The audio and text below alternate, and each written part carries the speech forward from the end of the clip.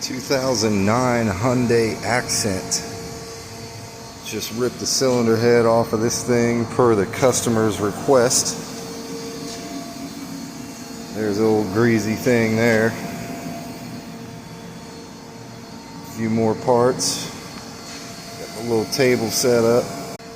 And I was getting some head. This is what he provided me. Not sure why it's got dirty oil all over it, but we'll get all that cleaned up. Pull these camshafts out and reuse the timing on the back of here, and